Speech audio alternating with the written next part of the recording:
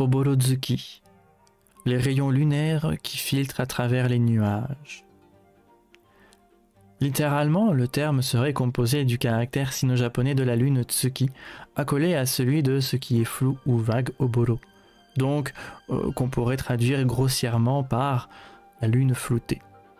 Étant accolé à la fin après Oboro, comme la chose la plus importante, comme il est coutume de l'être d'ailleurs dans une phrase japonaise, pour arrondir les angles de la prononciation, le terme Tsuki aurait été modifié en Tsuki.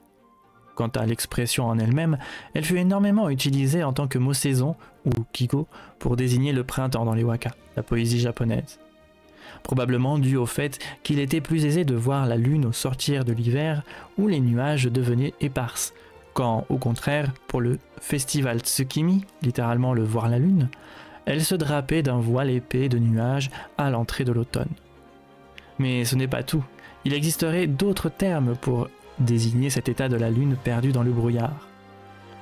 Usuzuki, qui lui est le mot saison pour l'automne, mais qui se traduit aussi par lune faiblarde, du fait qu'elle soit recouverte en effet de nuages plus ou moins épais, ne laissant que peu de sa lumière traverser.